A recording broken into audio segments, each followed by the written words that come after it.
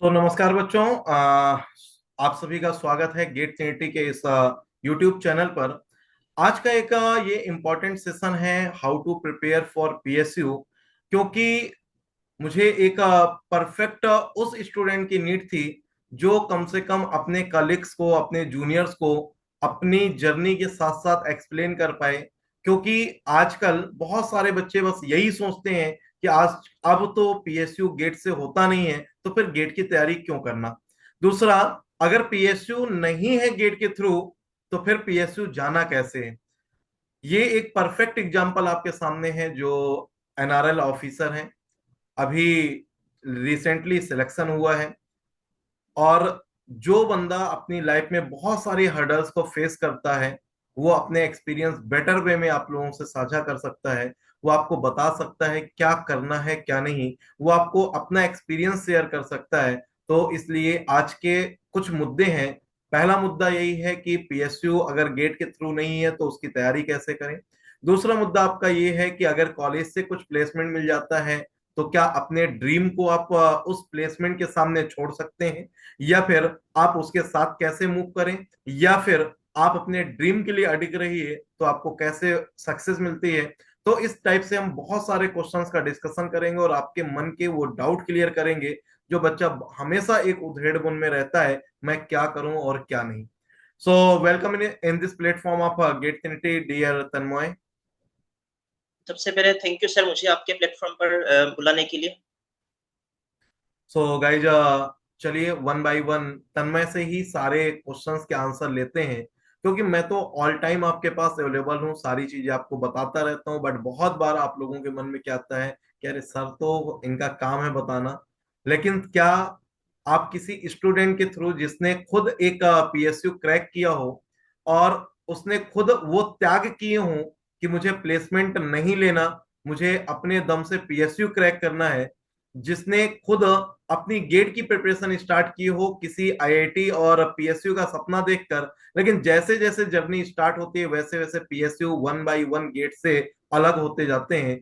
उस ट्रांजिशन के फेस में किस तरीके से अपने आप को मेंटेन किया, अपनी प्रिपरेशन को स्विच किया, ये सारी चीजें जानना बहुत जरूरी है। सो डियर तन्मय, सबसे पहले तो आपसे एक मोस्ट इंपॉर्टेंट क्वेश्चन यही है कि बेटा किस तरीके से गेट के थ्रू जो आपने जर्नी स्टार्ट की, देन पीएसयू गेट से अलग होते गए, और फिर आपका टारगेट एक पीएसयू सेट हो गया, तो आपने अपने आप को इस ट्रांजिशन फेस में खुद को कैसे चेंज किया है।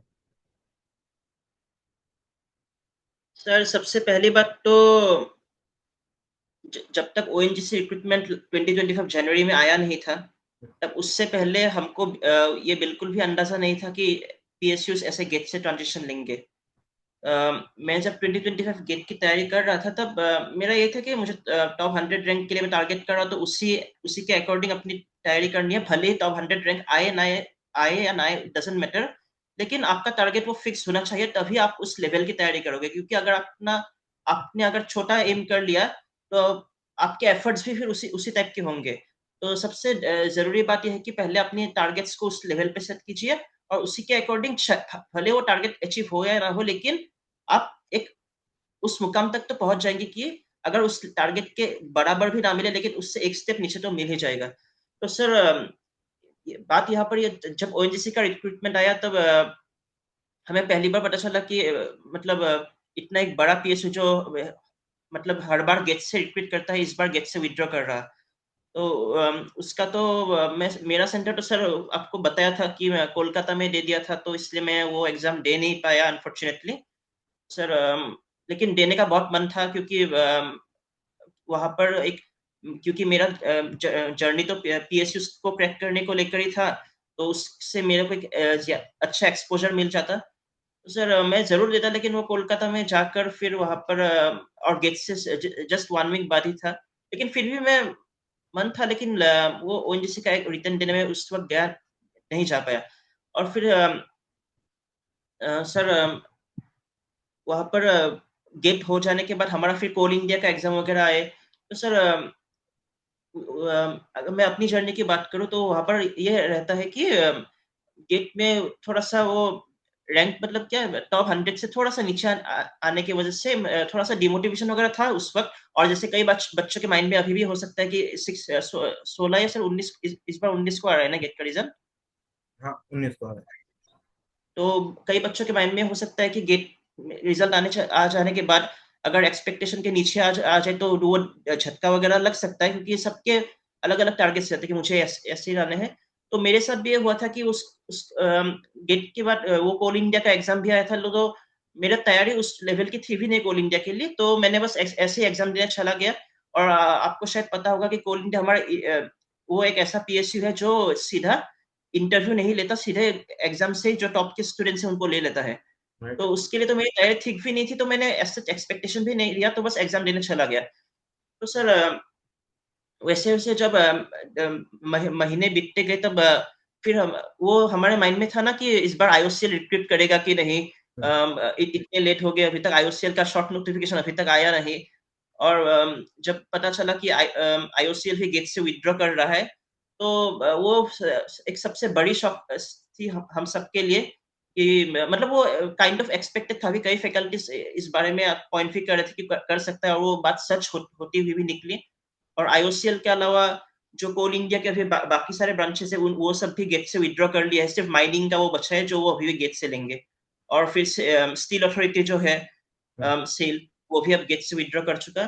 तो सर अगर पीएसयूज की तैयारी की बात करें तो यहाँ पर ये आती है कि जो बंदा या गेट में टॉप 100 रैंक ला भी ले, या फिर जो भी कह लीजिए जितने भी टॉप रैंक हो, उसका मतलब ये नहीं कि वो पीएसयू इतनी आसानी से क्रैक कर जाएगा, क्योंकि गेट जो होता है ये आपके न्यूमेरिकल एबिलिटी को मेनली टेस्ट करता है कि आप न्यूमेरिकली कितने, कॉन्सेप्चुअल भी टेस्ट करेगा नो डाउट, लेकिन उसके कॉन्सेप्ट्स उन न्यूमेरिकल्स को सॉल्व करने के लिए ज्यादा स्पेसिफिक होते हैं। जबकि पीएसयूज की अगर बात करें तो वहां पर गेट के 1 मार्क टाइप क्वेश्चन आएंगे, लेकिन वो भी थ्योरेटिकल वाले मोस्टली। तो आपकी थ्योरेटिकल नॉलेज अपने कॉन्सेप्ट्स के ऊपर जो वो बेसिक पकड़ है वो होना बहुत जरूरी है। ऐसा नहीं है कि पीएसयू के लिए आपको हर एक कॉन्सेप्ट पर बहुत इन डेप्थ नॉलेज चाहिए, लेकिन एक अच्छी खासी नॉलेज होनी बहुत जरूरी है, ताकि जो भी क्वेश्चंस आए आप क्योंकि सर यहाँ पर एक बात यह आ जाती है कि पीएसयू एग्जाम में नंबर ऑफ क्वेश्चंस बहुत ज्यादा रहते हैं और टाइम भी लिमिटेड रहता है। गेट में तो चलो हमारे 65 क्वेश्चंस रहते हैं और 3 घंटा दिया जाता है, तो गेट में फिर भी टाइम मेकअप हो जाता है। लेकिन पीएसयू के लिए नंबर ऑफ क्वेश्चंस बहुत ज्यादा रहते हैं, तो और टाइम भी उस हिसाब से सेट किया जाता है, तो उसका लेवल इतना ज्यादा वो हाई नहीं कर सकते कि एक एक क्वेश्चन में आप इतना टाइम लगा दो। तो वो शॉर्ट क्वेश्चन ही रहते हैं, तो उसी हिसाब से आपको तैयारी करना होता है। लेकिन सर गेट का सबसे बड़ा बेनिफिट जो यहाँ पर होता है वो ये है कि गेट आपके टेक्निकल जो फाउंडेशंस है, वो टेक्निकल सब्जेक्ट्स को वो उसको बिल्ड करने के लिए गेट ही सबसे बड़ा उसका योगदान है। पहले भी था, अभी भी है और फ्यूचर में भी रहेगा गेट का योगदान। तो कोई भी स्टूडेंट ये मिसकंसेप्शन ना गलती से भी ये मिसकंसेप्शन ना बैठा ले कि चलो पीएसयू तो विथड्रॉ कर रहे हैं, अभी हमने बीटेक से तो वो सब्जेक्ट्स कर लिए, तो किसी यूट्यूब वगैरह से कहीं से पढ़ लो, गेट का तो जाने दो, अब गेट कौन ही पढ़ेगा। तो वो गलती ना करें, गेट को बहुत अच्छे से करना है। और गेट के थ्रू अभी भी एमटेक वगैरह, ईआईएल गेल जैसे हो गया, और फिर एनपीसीएल बीआरसी वगैरह तो है ही, तो वो ऑप्शंस अभी भी अवेलेबल है। लेकिन सबसे जो बंदे पीएसयू की तैयारी करें उनके लिए सबसे बड़ा ये चीज यही कि टेक्निकल सब्जेक्ट्स को बिल्ड करने के लिए गेट ही सबसे बड़ा आपका फाउंडेशन होगा। और अगर नॉन टेक्निकल की बात करें तो गेट में तो एप्टीट्यूड सिर्फ 15 मार्क्स का आता है, लेकिन पीएसयू में इसका वेटेज 50% तक चला जाता है। तो सर बच्चों को पीएसयू एग्जाम को क्रैक करने के लिए उनका नॉन टेक पार्ट स्ट्रांग होना बहुत जरूरी है। तो उसके लिए उसकी तैयारी भी अलग अलग टाइप की होती है कि आपको एग्जाम स्पेसिफिक ओरिएंटेड तैयारी करनी है। ऐसा नहीं है कि आप किसी एग्जाम में अगर आप मान लीजिए इतने हाई लेवल के नॉन टेक क्वेश्चंस नहीं आते, फिर आप आईबीपीएस के लगा रहे हो, तो उसकी जरूरत नहीं है। एग्जाम ओरिएंटेड तैयारी कीजिए। जैसे अगर एचपीसीएल वगैरह की बात करो, या फिर कोल इंडिया, इन सब की बात करो, या फिर एनआरएल की जो हमने रिसेंटली एग्जाम दिया, इनका जो एप्टीट्यूड का लेवल रहता है वो एसएससी सीजीएल का जो मेंस प्रीलिम्स का पार्ट है उसी लेवल के थ्रू ही वहां पर बेस्ड होता है। तो उसके लिए बैंकिंग लेवल की एप्टीट्यूड की जरूरत नहीं पड़ती इन सारे एग्जाम्स के लिए जिनका मैंने नाम बताया, और भी एग्जाम्स होंगे। लेकिन ये जो IOCL है, ONGC है, इन सभी एग्जाम्स में आपका SSC CGL लेवल से काम नहीं चलेगा, क्योंकि उससे हायर लेवल की एप्टी पूछी जाती है। तो जो बच्चे सोच लेते कि हमने SSC CGL की कर ली है तो वहां पर भी हम कर लेंगे, तो ऐसा होने नहीं वाला है। क्योंकि वहां पर बैंकिंग लेवल यानी कि IBPS लेवल के एप्टी चाहिए होते हैं। IBPS क्लर्क आप खरीद लीजिए, PO जो भी हो आप, उनमें से किसी से भी काम चल जाएगा।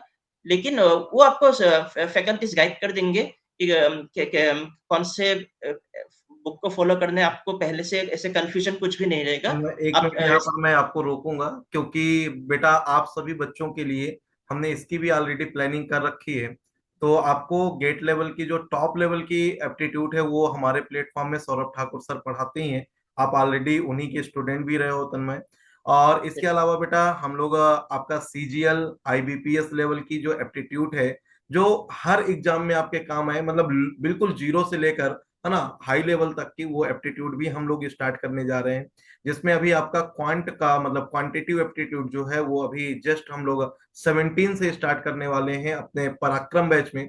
तो कोई भी स्टूडेंट अगर चाहे तो सिर्फ एप्टीट्यूड के लिए, क्योंकि HPCL या फिर मैं अदर एग्जाम की बात करूं 50% तक वेटेज होता है, तो उसी के लिए हम लोगों ने प्लान किया है। तो आप उस एप्टीट्यूड को ज्वाइन कर सकते हो, वहां से अपनी जर्नी भी कंटिन्यू कर सकते हो। तन्मय, जैसे कि आपने ये सारा अपना PSU की जर्नी के बारे में बताया, इसमें एक इम्पॉर्टेंट बात ये भी है कि कई बार बच्चे क्या करते हैं, PSU एग्जाम क्रैक तो कर लेते हैं, फिर इंटरव्यू में प्रॉब्लम आती है। तो कहीं ना कहीं आपकी जो प्रिपरेशन थी, आपने जो अभी बताया, अगर मैं उसके कंक्लूजन की बात करूं, तो आपका चाहे ये NRL का इंटरव्यू हो या फिर इसके पहले जो आपके ने एग्जाम निकाले उनकी बात करें, तो कहीं ना कहीं ये गेट की प्रिपरेशन ही तो काम आई आपके। जी सर, बिल्कुल वो तो डेफिनेटली काम आना ही है। बिल्कुल। एक बहुत इंपॉर्टेंट चीज और है तन्मय, कि बहुत सारे बच्चों का कॉलेज से प्लेसमेंट हो जाता है। किसी को 2 3 4 LPA का पैकेज मिल जाता है और वो उसमें इतना हैप्पी हो जाता है कि वो अपनी मेन जर्नी भूल जाता है कि मुझे अपनी गेट की प्रिपरेशन आगे कंटिन्यू करना है, या मेरा टारगेट PSU था या टारगेट IIT था। आपको तो एक कॉलेज के थ्रू PSU ही ऑप्शन मिल जाता है। मैं चाहता हूँ एक वो स्टोरी आप अपने मतलब जूनियर्स को, मेरे स्टूडेंट्स को जरूर बताओ, जिससे कि उन बच्चों को मोटिवेशन मिले कि हमें अपना मेन टारगेट नहीं छोड़ना। आपने PSU छोड़ के अपने टारगेट को फोकस किया है, वो क्या जर्नी थी आपकी? सर ये थोड़ा सा मतलब थोड़ा सा ये ऐसा फेस था जो मुझे सच में आज भी अजीब सा लगता है। हम्म। लेकिन जैसा भी अजीबोगरीब क्यों ना हो, लास्ट में अभी आज जब आपसे इंटरव्यू में मैं बात कर रहा हूँ, तो मैं यही कहूंगा कि it was all worth it at the end. तो ये था कि जब मैं 2025 गेट की तैयारी कर रहा था, तब हमारे कॉलेज में सिर्फ वो जो PSU की जो मैंने सेक्रीफाइस की थी, उसका नाम था Brahmaputra cracker and polymer limited. वो एक पॉलीमर से डील करने वाला PSU है। उससे पहले भी हमारे कॉलेज में कुछ PSUs वगैरह आ रहे थे, जैसे आसाम पेट्रोकेमिकल्स लिमिटेड वगैरह हो गए। लेकिन उन सब में मैं इंटरेस्टेड इसलिए नहीं था क्योंकि मेरा फोकस गेट पर ही था, और मुझे मुझे अपना फोकस डाइवर्ट नहीं करना। क्योंकि सर मैं आपसे पहले भी कह चुका हूँ कि मैंने कॉलेज के एक भी प्लेसमेंट पर नहीं बैठा। उल्टा मैंने जो मेरे फ्रेंड्स जो प्लेसमेंट सेल में बैठे थे, क्योंकि मेरा टेक्निकल बहुत स्ट्रांग था, तो मैं उनको उल्टा हेल्प कर देता था ताकि उनको जॉब मिले। उल्टा मैं तो मेरा सेट था कि मुझे गेट के थ्रू या फिर उसी जर्नी पे जाना है। तो सर जब नवंबर 2024 में हमारा BCPL का इंटरव्यू था, तो इंटरव्यू के दिन में ऐसे गया। और सर सच कहूँ तो एक ऐसा जर्नी था कि अ, मुझे ये था कि मुझे वो इंटरव्यू एज एन एक्सपीरियंस देना है, क्योंकि ताकि जब मैं ऑल इंडिया लेवल पे इंटरव्यूज वगैरह दूं, उसके लिए एक मतलब वो कहते हैं थ्रेशोल्ड पॉइंट कहते हैं, तो एक थ्रेशोल्ड टाइप का मुझे वो बिल्ड करना था, ताकि मैं बाद में अच्छा परफॉर्म कर सकूं। और सर इसलिए इंटरव्यू के जस्ट एक दिन पहले, तो मेरा तो गेट का एज यूजुअल वो शेड्यूल चल रहा था, मुझे एज टेस्ट वगैरह देना, तो मैं उसी चीज को कंटिन्यू करता रहा। और इंटरव्यू के एक दिन पहले मैं इतना रिलैक्स था, मैं गाना वगैरह सुन रहा था, क्योंकि मुझे ये था कि मुझे एक्सपीरियंस के लिए देने जाना है। तो मैंने इंटरव्यू के दिन भगवान से ये सच को तो प्रे भी किया था कि काश मेरा सिलेक्शन ना हो, मैं बस इंटरव्यू देना चाहता हूँ और मेरी जगह किसी और का सिलेक्शन हो जाए, ताकि उनका PSU में हो जाए। तो सर मैं वैसा एकदम बिंदास था, कोई टेंशन वगैरह थी नहीं। और मैं एक्सपेक्ट कर रहा था कि इंटरव्यूअर मुझे वहां पर पूछेंगे BCPL के इंटरव्यू के टाइम कि बेटा अगर आपका किसी फ्यूचर में दूसरे PSU में जाने का चांस मिले तब क्या आप हमको छोड़ दोगे? तो मेरा एक्सपेक्टेशन था, क्योंकि मैंने जो बताया असम पेट्रोकेमिकल्स लिमिटेड, उसी में एक बंदे ने ऐसे गलती कर दी थी, तो उसको उसको नहीं मिला एपीएल में। लेकिन मैंने मेरा माइंड में था कि शायद ये मेरे से पूछ ले, लेकिन अनफॉर्चुनेटली सर वो सवाल तो मेरे से वो लोग पूछे नहीं। और क्योंकि और मेरे से फेवरेट सब्जेक्ट्स वगैरह पूछे गए। और सर ये होता है ना कि आप जब आपको पता है कि आप वहां पर ज्वाइन नहीं करने वाले, तो मैं बिल्कुल बेफिक्र सा था। तो बहुत कॉन्फिडेंट हुए मैं इसलिए बिहेव कर रहा था। मैंने बोल दिया कि ये सब्जेक्ट्स मेरे फेवरेट है, आप जिससे पूछना चाहते हैं पूछ सकते हैं। मैं इतना कॉन्फिडेंट था। और उन्होंने मेरे टेक्निकल स्किल्स भी चेक किए। टेक्निकल स्किल्स सर, क्योंकि मैंने गेट के लिए बहुत अच्छे से तैयार की थी। अगेन गेट की तैयारी आपको हर जगह पर मिलेगी केमिकल इंजीनियरिंग के फील्ड में। तो इसलिए मैं मतलब वो क्वेश्चन जानते हुए तो मैं अपना मुंह बंद नहीं रख सकता, तो मैंने वो सारे क्वेश्चंस बता दिए। और एचआर क्वेश्चंस नॉन टेक्निकल वो पूछे थे, तो वो अकॉर्डिंगली मेरे माइंड में जैसे थॉट्स है मैंने उसी के अकॉर्डिंग बता दिए। लेकिन सर जब मैं इंटरव्यू से निकला, तो मेरे माइंड से ये था कि मेरा इंटरव्यू सही तो नहीं चला गया। तो फिर सर मुझे खराब करना था इंटरव्यू, क्योंकि मेरा सिलेक्शन ना हो। लेकिन रात को जब मैं सो रहा था, तब मोबाइल जब खुला, तब देखा कि मैसेजेस व्हाट्सएप या फोन मिस कॉल्स वगैरह, तो मैं शॉक में आ गया कि अचानक से यह क्या होगा। और रिजल्ट भी मिल गया पीएसयू का।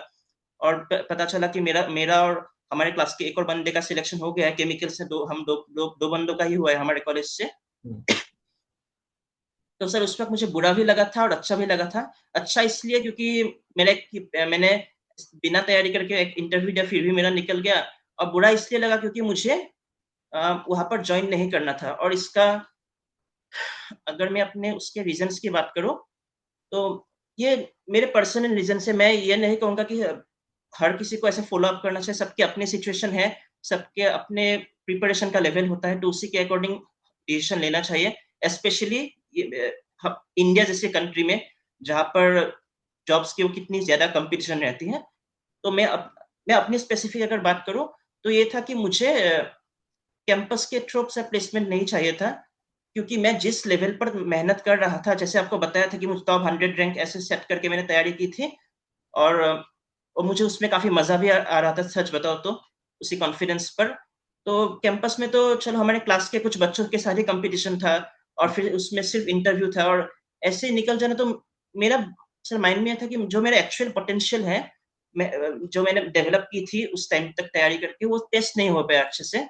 तो मेरा वही मैंने डिसाइड किया कि मुझे ऑल इंडिया कंपटीशन के थ्रू ही जाना है, और उसी में मैं अपना पोटेंशियल निखार सकता हूँ। मुझे खुद को प्रूफ करना है, टेस्ट करना है कि मैं किस लेवल तक पहुंच सकता हूँ। ये मैं किसी खुद को प्रमोशन करने के लिए नहीं कह रहा, लेकिन ये मेरी अंदर की फीलिंग्स है। और ये फीलिंग्स इस बेसिस पर थी कि अगर मैं ऑल इंडिया एग्जाम में किसी पीएसयू को क्रैक कर लूंगा, आइदर थ्रू गेट या फिर नॉन गेट, दोनों सही, तो उससे मुझे इतना बड़ा एक मोटिवेशन मिलता। वो मोटिवेशन लाइफ टाइम मेरे काम आती। जब भी लाइफ में आपके चैलेंजेस तो हमेशा आते रहेंगे, तो बुरे से बुरे चैलेंजेस के वक्त भी मैं खुद को याद दिलाऊंगा कि एक टाइम पर तुमने इतने बड़े बड़े चैलेंजेस को कॉन्फिडेंस के साथ, ऑनेस्टली तुमने उसको हैंडल किया है पेशेंस के साथ। तो ये वाले चैलेंज तो उसके सामने कुछ भी नहीं है, तुम इसको आराम से टैकल कर लोगे। तो वो मोटिवेशन लाइफ टाइम काम आएंगी। तो इसलिए मुझे ना चाहते हुए ऑफर लेटर सर घर पे आ गया था। सब लोग कितने खुश थे कि काश इसको ज्वाइन कर पाता। और अगर सच बताओ तो मंथली ऑलमोस्ट 90,000 या उसके आसपास वाली सैलरी थी। तो और बाद में प्रमोशंस वगैरह होने के बाद तो 1 लाख या उससे भी क्रॉस कर जाएगा। तो इतनी अच्छी एक पीएसयू छोड़ना मेरा मन तो नहीं था, लेकिन मेरा एक कमिटमेंट जो था कि मुझे खुद को अपने पोटेंशियल के बलबूते पर साबित करना है। तो उस चीज के कारण मुझे वो रिजेक्ट करना पड़ा वो जॉब।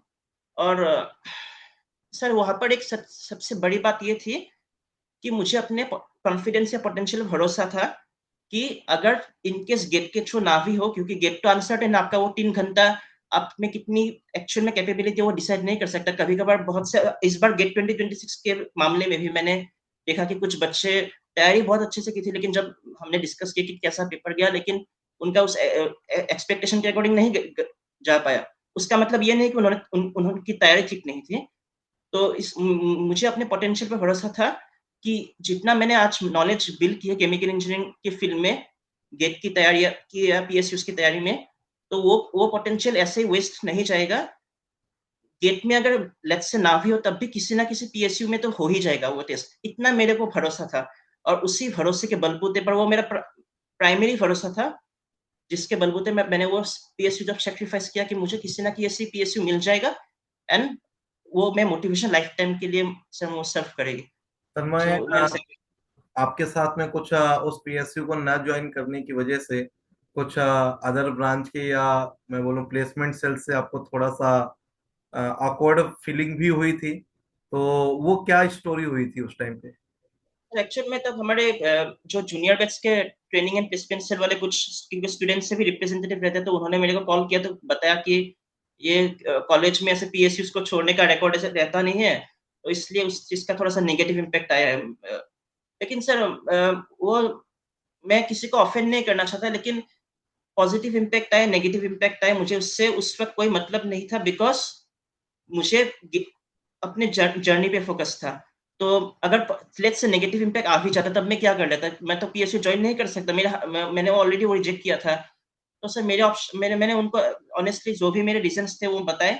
और दूसरे ब्रांच के प्रोफेसर ने मेरे को थोड़ा सा थ्रेटन की कि अगर तुमने पीएसयू ज्वाइन नहीं किया बीसीपीएल में, तब तुम्हारे यूनिवर्सिटी पास सर्टिफिकेट में ऐसे रिमार्क्स लिख दिए जाएंगे ताकि मेरा करियर हार्म हो सके, या फिर मेरे दूसरी मेरे मतलब जॉब जॉब रिलेटेड करियर में वो अगर हानि हानि पहुंचा दे। तो ऐसे मेरे को थ्रेटन भी की थी, लेकिन मेरे पेरेंट्स काफी सपोर्टिव थे और उन्होंने बताया कि तुम्हें बिल्कुल भी चिंता नहीं करनी है, तुम अपने बस जो तैयारी है उसी पर लगे रहो। और मेरी सपोर्ट के लिए सिर्फ पेरेंट्स ही नहीं, हमारे डिपार्टमेंट के जो एचओडी मैम है और या दूसरे फैकल्टीज है, वो सब भी मेरे साथ दिए कि मेरे पेरेंट्स मम्मी ने भी उनसे बात की, तो उन्होंने ये इंश्योर किया कि चलो दूसरे वंश के प्रोफेसर ने जो भी कहा हो कि वो ऐसे रिमार्क भेज देंगे, लेकिन हम ये इंश्योर करेंगे कि ऐसा कुछ ना हो। बिल्कुल चिंता ना करने को कहा और मुझे अपनी तैयारी पर फोकस करने को कहा। तो आज भी मैं उन सबको इस प्लेटफॉर्म के माध्यम से धन्यवाद अदा करना चाहूंगा कि उन्होंने उस डिफिकल्ट फेज में मेरा साथ दिया, और इस वजह से मेरी प्रिपरेशन उस वक्त हार्म नहीं हो पाई इन सब डिस्ट्रैक्शंस के बावजूद से। बिल्कुल। सो बेटा, आप लोगों को भी हमेशा अपने टारगेट पे फोकस रखना है, और अगर कुछ अपोज करने वाले भी होंगे तो आप अपने आसपास देखेंगे तो आपके बहुत सारे सपोर्ट करने वाले भी रहते हैं। तो एक पॉजिटिव फीलिंग्स के साथ अपने टारगेट को आप हमेशा फोकस करिए, उस टारगेट को अचीव करने का ट्राई करिए। तन्मय, बहुत बार ऐसा होता है कि बच्चों का रिटर्न निकल जाता है लेकिन फिर इंटरव्यू में रह जाते हैं, तो बच्चे सडन एकदम डिमोटिवेट हो जाते हैं। आपके साथ भी ऐसा हुआ? आपका भी किसी एक पीएसयू का रिटर्न निकला, फिर इंटरव्यू नहीं हुआ, तो वहां पर फिर आपने अपने आप को कैसे संभाला, और फिर नेक्स्ट कितनी जल्दी आपने नेक्स्ट एग्जाम की प्रिपरेशन स्टार्ट कर दी? सर पहली बात तो गेट 2025 खत्म होने के बाद, उस एग्जाम के बाद हमारा मार्च में बीआरसी का एग्जाम था। तो मैंने बीआरसी का इस बार एग्जाम दिया और मतलब लास्ट ईयर एग्जाम दिया, और मेरा रिटन क्वालिफाई हो गया था इंटरव्यू के लिए। मुंबई पे इंटरव्यू था, एसएमएस वगैरह भी आ गए थे, लेकिन सर मुझे न्यूक्लियर सेक्टर में क्योंकि जाना नहीं था, तो वो मेरा स्पेसिफिक रीजन था, तो इसलिए मैंने बीआरसी का इंटरव्यू मुंबई में देने नहीं गया, क्योंकि ऐसे ही चला जाऊंगा तो उसका इंटरव्यू की आपको पता है कि कितना हाई लेवल का interview, one of the toughest interview होता है बीआरसी का। तो ऐसे बिना तैयारी करके वहां पर जाऊंगा तो वो शर्मिंदगी की बात होगी, तो इसलिए मैंने वहां पर जाना सही नहीं समझा मुंबई में। और मेरा जो पीएसयू की तैयारी थे तो इसलिए मैं उसको कंटिन्यू करता रहा। तो सो वो एक अलग स्टोरी है बीआरसी वाला। वो मैं पर्टिकुलर केस की बात की कि मुझे न्यूक्लियर सेक्टर में जाना के मन नहीं, बाकी को तो मन हो गया और कर भी रहे, सबकी अपनी अपनी चॉइसेस होती है। राइट। तो सर बाकी की बात करो तो सर आरसीएफएल का जैसे पेपर था उस पे तो चलो सर, अम, उस पर मतलब कुछ कमेंट पास करने की आई थिंक हम खुद पर तो जजमेंट वाली कोई एग्जाम थी ही नहीं वो, क्योंकि उस वहां पर केमिस्ट्री के सवाल पूछ लिए गए थे, और फिर हमारा जो असली नॉलेज था उसको टेस्ट भी नहीं कर पाया। तो केमिस्ट्री के उन सवालों में जिनका वो तक तुक्के वगैरह अच्छे से लग गए होंगे तो उनका तो निकल भी गया वो एग्जाम। लेकिन हमको तो यार जितने भी बच्चों से बात हुई उनको तो कोई भी सवाल वो मालूम ही नहीं थे। उल्टा मेरे एक सीनियर है वो पूछ रही थी कि हमारे पेपर ही शायद गलत दे दिया गया हो। तो उसका सच बात करने का कोई फायदा है नहीं यहाँ पर। और उसके अलावा एचपीसीएल वगैरह मैंने दिया था, लेकिन एचपीसीएल में सर वो इस बार एक्चुअली वर्चुअल कैलकुलेटर प्रोवाइड किया गया था हमें। लेकिन लास्ट ईयर जब एचपीसीएल का एग्जाम हुआ था, या आप लोगों के टेस्ट सीरीज पे भी मैंने एचपीसीएल का पेपर दिया, तो कहीं पर भी वर्चुअल कैलकुलेटर था ही नहीं। तो इसलिए मेरे माइंड में ये था कि शायद वर्चुअल कैलकुलेटर मिलेगा नहीं, खुद से ही करना पड़ेगा, लास्ट ईयर जैसे था। तो इसलिए वो मेरे कुछ क्वेश्चंस एचपीसीएल के इसलिए रह गए थे क्योंकि मेरे को कैलकुलेटर दिखा नहीं था। तो थोड़ा सा बुरा लगा कि काश वो दिख जाता तो ज्यादा सही रहता। लेकिन सर एचपीसीएल जैसे एग्जाम में जहां पर आपके नंबर ऑफ क्वेश्चन हद से ज्यादा रहते हैं, तो उसका तो मतलब आपकी एक्यूरेसी के साथ साथ वो आपका स्पीड भी बहुत बहुत ही अच्छी रिफाइंड क्वालिटी का स्पीड चाहिए होगा, तभी आप वहां पर मतलब कट ऑफ क्लियर कर पाएंगे। तो मैं ये मानूंगा कि मेरी तैयारी ठीक थी, लेकिन स्पीड को और इम्प्रूव करना पड़ेगा। कैलकुलेटर तो मेरे को दिखाने तो वो अलग बात है, लेकिन मैं खुद से ये कहूंगा कि ऐसे एग्जाम्स के लिए जहां पर आपका नंबर ऑफ क्वेश्चन, ये एचपीसीएल है और एक स्टील अथॉरिटी ऑफ इंडिया है, वो सेल का एग्जाम मैंने इस बार नहीं दिया, लेकिन उनके जो क्वेश्चन पैटर्न थे वो दिख गए थे मुझे कि ऐसे एग्जाम्स में जहां पर नंबर ऑफ क्वेश्चंस बहुत ज्यादा रहते हैं, तो आपको उस हिसाब से उस स्पीड की प्रैक्टिस करनी पड़ेगी, और टेस्ट सीरीज वगैरह आपको आप लोगों इसमें काफी हेल्प कर सकते हैं। तो उसके अकॉर्डिंग तैयारी करना है। और फिर सब पर सर आईओसीएल का एग्जाम जब नोटिफिकेशन आया तब उसकी तैयारी मैंने कर ली थी, और फिर एग्जाम भी दिया 31 ऑफ अक्टूबर को। और जब हमारा एग्जाम का रिजल्ट आया, फिर हमारे जनरल कैटेगरी की अगर बात करूँ तो कट ऑफ 59 था, और मेरा 65.5 मार्क्स थे। तो कट ऑफ से अच्छी खासी ऊपर थे, तो कॉन्फिडेंस था कि चलो एक अच्छे रेंज पे हो तो होने के चांसेस है, बहुत ज्यादा तो नहीं कहूंगा लेकिन ठीक ठाक मैं अच्छी पोजीशन पे हो। तो लेकिन सर फिर जब फाइनल रिजल्ट आया आईओसीएल का, वो मेरा इंटरव्यू 24 नवंबर को था, और जब फाइनल रिजल्ट आया तो मैंने देखा कि मेरा 0.5 से भी कम मार्जिन से रह गया, मतलब 0.48 के मार्जिन से रह गया। तो वो मेरे काफी बड़ा शॉक था मेरे लिए कि मतलब पीएसयू में होते होते सिलेक्शन रह गया, और जिसकी मेरा एक सपना भी था। तो उससे नो डाउट किसी को भी ठेस पहुंच गया। यहाँ पर ये मैं नहीं कहूंगा कि आपको उससे कोई फर्क नहीं पड़ेगा, आप अगर आप एक इंसान को, तो हमारा इमोशन से तो फर्क तो पड़ेगा ही, लेकिन सर बात भी समझनी होगी कि आ, बहुत लोग ये कह देते हैं कि अगर आपका किसी कहीं पर सिलेक्शन नहीं हुआ है तो आपका आपने मेहनत नहीं की है। सब लोग ये कहते हैं कि आपको और मेहनत करनी चाहिए तभी आपका सिलेक्शन होगा। हाँ, ये सही बात है, लेकिन मेहनत तो चाहिए होंगी, लेकिन मेहनत के साथ साथ कई सारे सिचुएशनल या लक फैक्टर्स भी इन्वॉल्व हो जाते हैं साथ में। मेहनत तो प्राइमरी है, वो तो लगना ही है, लेकिन वो सिचुएशन एंड फैक्टर्स अगर साथ देंगे तभी वो मेहनत आपके एक्सपेक्टेशन के अकॉर्डिंग वो सक्सेसफुल हो पाएगी। तो आईओसीएल के टाइम पे सर ये मैं डेफिनेटली कहूंगा कि वो मेरे को दिख गया था कि वो सिचुएशनल फैक्टर्स जो थे वो मेरे अगेंस्ट पे थे। मैंने पूरे चीज को एनालाइज की, क्योंकि कुछ मैं अगर जल्दी जल्दी में बता दूं तो जैसे हमारा जब मैंने जैसे आपको बताया बीसीपीएल का इंटरव्यू तो मैंने ऐसे ही दे दिया था, वो मेरे को तैयारी की भी नहीं थी, लेकिन आईओसीएल का पहला मेरा ऐसा इंटरव्यू था जो मुझे अच्छे से प्रिपेयर होके देना था। तो जब मुझे पता चला इंटरव्यू का डेट, रिटर्न का रिजल्ट आने के बाद, तो लेस देन 1 वीक का मुझे टाइम मिला प्रैक्टिकली। लेस देन 1 वीक के टाइम में मुझे और बहुत सारे एंग्जाइटी और प्रेशर्स वगैरह माइंड में थे कि हो पाएगा, मतलब इतने कम टाइम में कैसे करूंगा, तो उसका प्रेशर तो रहता ही है। और सर आप लोगों के साथ मैंने वो आईयूसीएल का टेस्ट, रिटर्न से पहले आईयूसीएल का टेस्ट सीरीज तो दिया ही था। वहां पर मार्क्स मेरे को अच्छे थे कि हर एक टेस्ट के साथ मेरे मार्क्स इंप्रूव होते गए टेस्ट में, तो वो कॉन्फिडेंस दिया मुझे आईयूसीएल की टेस्ट सीरीज ने।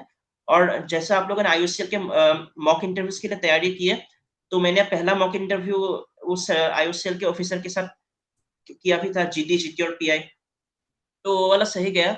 और सर आपको अभी भी याद होगा कि जब आपने मेरे को सेकंड मॉक इंटरव्यू के लिए जब कॉल किया था, तब मैं कोलकाता में, वो मेरा फ्लाइट लैंड हुआ था, तब मेरा फ्लाइट मोड ऑफ किया और फिर उसके ठीक कुछ सेकंड्स बाद ही आपका कॉल आया। तो सर आपने कहा कि मेरे होने के चांसेस थोड़े से अच्छे खासे हैं, तो इसलिए सेकंड मॉक इंटरव्यू देने पर और ज्यादा बढ़ जाएंगे सिलेक्शन के चांसेस। लेकिन फिर मैंने उस वक्त आपको ये बताया था कि होटल वगैरह बुक करना है, और फिर वहां पर अभी सब कुछ सेटलमेंट होना है कोलकाता, तो एक नई जगह है, तो उस वजह से, और मतलब इतना प्रेशर और एंजाइटी था, तो मैं उस हालत में नहीं था कि रूम पहुंचकर रात में कुछ घंटे मुझे पढ़ने को मिलेंगे, उसी पर मॉक इंटरव्यू देने के सर मतलब हालत में नहीं था, तो इसलिए सेकंड मॉक इंटरव्यू में दे नहीं पाया। और जब लास्ट में जब रिजल्ट के टाइम आपसे बात हुई, तो पता चला कि जिन बच्चों ने दो दो मॉक इंटरव्यूज दिए थे, उन मोस्टली सभी उन बच्चों का हुआ है, और मेरा एक मॉक इंटरव्यू, तो वो सर झटका तो लगा, लेकिन क्या ही कर सकते हो, मेरा टाइम ही कुछ ऐसा था। और सर ये भी था, जैसे कि मैं इसलिए कह रहा हूँ कि बच्चे बहुत जल्दी डिमोटिवेट हो जाते हैं, तो उनको अगर जिन्होंने जेन्युइनली एफर्ट्स पुट किए तो उनको ये भी देखना है कि वो फेलियर्स किस वजह से हुई, या तो आपकी मेहनत कम रह गई किसी चीज पे, या फिर कुछ सिचुएशन एंड फैक्टर्स भी इन्वॉल्व हुए जो जिसने अपने मेहनत कर पानी फेर दिया, कह सकते हैं। जैसे इसके अलावा आईओसीएल का इंटरव्यू हमारा 24 से 20 नवंबर तक हुआ था, और मेरा इंटरव्यू 24 को ही हो गया। तो जिन बच्चों का बाद में इंटरव्यू हुआ, वो मेरे को दिखा कि बाद में पहले इंटरव्यू होने वाले बच्चों के व्हाट्सएप ग्रुप्स में बड़े बड़े पैराग्राफ में वो मैसेजेस आ रहे थे कि कैसे कुछ क्वेश्चंस हर एक सेंटर पे आपका पूछा जा रहा था। तो उससे कहीं ना कहीं उन बच्चों को आइडिया तो लग ही गया था कि किस टाइप के क्वेश्चंस, रफली आइडिया, वो तो एग्जैक्ट क्वेश्चंस नहीं पूछने वाले पैनल पे, फिर भी तो उसका भी एक इम्पैक्ट रहा। और सर अगर मैं वो हमको बेनिफिट नहीं मिला बाय द वे, लेकिन सर एक चीज ये थी कि इंटरव्यू के टाइम पे भी ये लक फैक्टर का चीज ना इतना वहां पर क्या कहते हैं वो इतना विजिबल था कि जैसे मैंने इंटर्नशिप का वो पूरा प्रोजेक्ट अच्छे से पढ़ के गया था, सल्फर रिकवरी यूनिट जो मैंने आईओसीएल गुवाहाटी में की थी, लेकिन वहां पर मेन प्रोसेस से कुछ ना सवाल पूछ के वो फर्नेस से सवाल पूछ लिए थे, लेकिन वो इक्विपमेंट्स वाला पार्ट मैंने एक्चुअली स्किप करके गया था, क्योंकि मेरा टाइम कॉन्स्टेंट था, मेरे 1 वीक से भी कम टाइम मिला, और मुझे टाइम थोड़ा सा कम मिला क्योंकि बाकी बहुत इंपॉर्टेंट चीजें पूछनी थी। तो सर इंटर्नशिप के मेन चीज ना पूछते हुए उससे वहां से पूछ लिए जो मैंने इक्विपमेंट तैयार नहीं की। तो ऐसा आपके साथ वैसे कुछ चीजें भी हो सकती है, या फिर जैसे प्राइवेट सेक्टर पब्लिक सेक्टर के बीच उन्होंने मुझे इतना डेप्थ में चले गए, और कुछ रीजंस मैंने सही बताया भी, लेकिन पता नहीं कि उन्होंने वो गलत बता दिए थे। एक रीजन मैंने गलत बताया था, लेकिन बाकी के रीजंस मैंने सही बताया, फिर भी मेरे को उल्टा उन्होंने गलत प्रोजेक्ट करके बताया कि तुम्हारे रीजंस गलत थे, जबकि वो सही थे एक्चुअल में। तो वो सब सीन रहता है सर। तो आप जब भी फेलियर्स का ऐसे पीएसयू में सामना कर, तो पहली बात, जब भी आप ऐसे गेट या पीएसयू एग्जाम्स की तैयारी करें, ये एक्सपेक्टेशन ही रखना छोड़ दीजिए कि मुझे पहली बार में ही सब कुछ ऐसे करके रैंक लाना है। जैसे कुछ बच्चों का होता है, जैसे स्नेहा का था, वो देबरगिया का था, वो लोग कुछ एक्सेप्शंस की अगर हम साइड में रखते, तो आपको टाइम देना पड़ेगा, 2-3 साल, जितने भी साल लगे, डिपेंडिंग अपॉन आपकी तैयारी किस लेवल तक, कितना टाइम दे पा रहे हैं आप अपनी तैयारी में। तो माइंड में रखना पड़ेगा कि फेलियर्स तो आएंगे ही, लेकिन मुझे उन फेलियर्स को एंड्योर करना है, एंड्योरेंस कैपेबिलिटी वो चाहिए होगा, और अपनी गलतियों से सीखना होगा कि कौन कौन सी गलतियां रह गई जिसकी वजह से इस पीएसयू एग्जाम में मेरा सिलेक्शन नहीं हो पाया, apart from situation and luck factors. तो अपनी गलतियों पर काम करते जाना है, और जो पीएसयू एग्जाम्स होते हैं उनकी स्पेसिफिक तैयारी करनी है। जैसे मैं एनआरएल की बात करूं, तो एनआरएल एग्जाम के लिए जिस लेवल की हमारे, क्योंकि यहाँ पर एक्स्ट्रा सिलेबस बहुत ज्यादा था एनआरएल के लिए, तो यहाँ पर सिर्फ अगर आप गेट की तैयारी करके चले जाते तब उससे काम नहीं बनता। यहाँ पर एक्स्ट्रा सिलेबस का वेटेज ऑलमोस्ट 50 to 55% था एनआरएल के लिए। तो उस केस में आपको उस चीज मतलब उसके लिए भी स्पेसिफिक रिसोर्सेज ढूंढने होंगे जहां से आप उसकी तैयारी कर सकते हैं। तो और पीएसयू में ऐसा भी नहीं है कि आपको हर एक चीज कवर करनी है, लेकिन एक्स्ट्रा सिलेबस भी रहेंगे। एक्स्ट्रा सिलेबस को नो डाउट इंपॉर्टेंस देना है, लेकिन ऐसा भी नहीं कि एक्स्ट्रा सिलेबस के नाम पर अपने गेट के कुछ इंपॉर्टेंट चीजें ही छोड़ दिए हैं, ऐसा भी नहीं करना है। एटलीस्ट जो चीजें आपने ऑलरेडी पहले से पढ़ रखे हैं, वो उन पर अगर कोई सवाल पूछे तो वो छूटने नहीं चाहिए। अगर आपका लेट्स से टाइम और रह जाता है, तो आप एक्स्ट्रा सिलेबस की, डिपेंडिंग हमारा एक्स्ट्रा सिलेबस का वेटेज कितना है उस एग्जाम में, उसके अकॉर्डिंग आपको टाइम देना है सर पीएसयू एग्जाम के लिए। और नॉन टेक का जैसे मैंने बताया, नॉन टेक का या तो आईबीपीएस लेवल अगर जरूरत पड़ेगी, या फिर एसएससी लेवल, उसके अकॉर्डिंग तैयारी करना है। तो गाइज आप लोगों को तन्मय ने अपनी जर्नी के बारे में स्टेप टू स्टेप बताया, कहाँ पर कैसे फेलियर मिली, कहाँ पर मैंने फिर से मोटिवेट होके फिर स्टार्ट किया। तो यही लाइफ है जिंदगी में। आप हमेशा ये सोच के जाओ कि आप पहला एग्जाम दोगे उसी में सेलेक्ट हो जाओगे, तो पॉसिबल नहीं है। और इस सक्सेस तक का उसको भी बीटेक के बाद 2 साल वेट करना पड़ा।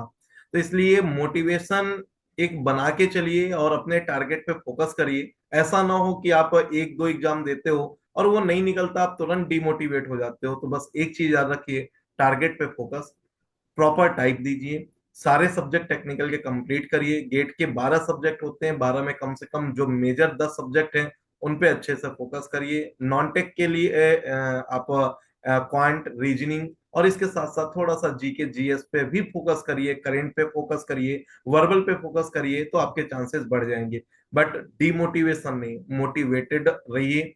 और हमेशा इंटरव्यू के लिए आप सोचे कि मैं पीएसयू की तैयारी करके ऑब्जेक्टिव क्वेश्चन करके इंटरव्यू निकाल लूंगा, दैट इज नॉट पॉसिबल। उसके लिए आपको सब्जेक्ट का डेप्थ नॉलेज चाहिए, जो आपकी गेट की प्रिपरेशन काम आएगी। एट द एंड बस यही बोलूंगा कि टेस्ट सीरीज देकर जाइए, उससे आपको एक टाइम मैनेजमेंट पता चल जाता है, लेवल पता चल जाता है पेपर का क्या आने वाला है, और बहुत सारे क्वेश्चन रिपीटेड मिल जाते हैं, तो वहां पर आपका टाइम बचता है, आप डायरेक्ट देख के टिक करके आंसर निकाल देते हो। लक फैक्टर वाली बात है, तो लक फैक्टर बेटा आप मेहनत के साथ लक काम करता है, और आप मेहनत भी कंटिन्यू करते हो।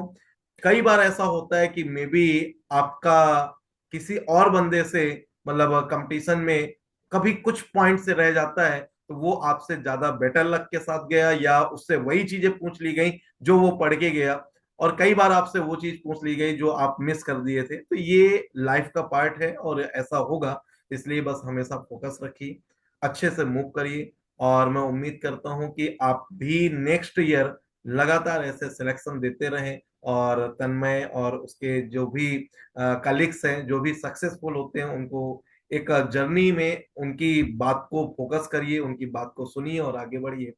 तो टाइम कंस्ट्रेंट की वजह से मैं बहुत ज्यादा लेंदी सेशन नहीं कंटिन्यू कर सकता, बट आप लोगों को जो भी चीजें सीखने को मिली वो आप लोगों के लिए बहुत इंपॉर्टेंट रहेगी, और आई होप कि तन्मय हमारे साथ बने रहेंगे। आगे आप लोगों के लिए बहुत सारे ऐसे सेशंस अरेंज करते रहेंगे, जब भी एनआरएल का या इनके एक्सपीरियंस के बेसिस पे कोई भी पीएसयू का एग्जाम आएगा, उसके लिए हम तन्मय को इनवाइट करेंगे इस प्लेटफॉर्म पे, और तन्मय अपने एक्सपीरियंस के साथ आपको गाइड भी करेंगे। So thank you Tanmay for joining this session, and thank you for मेरे स्टूडेंट्स को गाइड करने के लिए, और मैनी कॉन्ग्रेचुलेशन आपके फाइनली सिलेक्शन के लिए। और बस 2 दिन बाद आपके एनआरएल की ज्वाइनिंग है, आप एक एनआरएल ऑफिसर की तरह आप ज्वाइन करने वाले हो। बस मेरी बेस्ट विशेज है, गेट ट्रिनिटी टीम की तरफ से आपको विशेज है, आप हमेशा आगे बढ़ो और जीवन में आगे वो सारे एम और लक्ष्य को हासिल करो जो आपने अभी सपने देखे हो। सर एक बात कुछ लास्ट में कहना था मुझे। सर वो ये था कि जैसे मैंने वो बीसीपीएल का जो सेक्रीफाइस किया उस जॉब को, जिस जिस लेवल का सेक्रीफाइस करना पड़ा था, जैसे मुझे सेल्फ डाउट्स वगैरह इस जर्नी में आए थे, तो मुझे लास्ट में यही सेटिस्फेक्शन है कि आईओसी में भले ही मेरा 0.5 से भी कम मार्जिन से रह गया, लेकिन एनआरएल में मेरा सिलेक्शन हो गया, वो भी एक अच्छे खासे ऑल इंडिया सेकंड पोजीशन के साथ। तो सर मैं उस चीज के लिए भगवान से भी बहुत बहुत बहुत, और जितने भी लोगों ने मेरे सपोर्ट की इस जर्नी में, और लोग फैमिली से भी कुछ या फैमिली रिलेटिव्स भी कुछ कह रहे थे कि शायद वो मैंने बड़ी गलती कर दी होगी, और ऐसा बहुत बच्चों के साथ हो सकता है कि ऐसा सेल्फ डाउट्स आएंगे, नो डाउट। लेकिन अगर आपको खुद पे भरोसा है तो ऑनेस्टी के साथ, डेडिकेशन और पेशेंस के साथ सेल्फ डाउट्स जितने भी रहने दीजिए। आपको बस कंसिस्टेंसी बनाए रखना है, Right. कंसिस्टेंसी को छोड़ना नहीं है, अपनी तैयारी को छोड़ना नहीं है। तो उसी चीज को आप आगे कंटिन्यू रखेंगे तो आपको डेफिनेटली आज नहीं तो कल नहीं तो परसों सक्सेस सक्सेस मिलेंगी। और सर जैसे कि आपको पता है कि 16 को मेरा नालको का फिर गेट के थ्रू इंटरव्यू था, लेकिन वो क्योंकि एनआरएल का ज्वाइनिंग है, अब तो वहां पर जाने की मुझे नौबत आएंगे नहीं। तो सर एनीवे बहुत खुश हुई इस जर्नी से कोई बात नहीं। सो काफी। Thank you guys, and love you all. अभी इस सेशन को यहीं पर फिनिश करेंगे। बाय बाय बेटा। Thank you sir, thank you so much.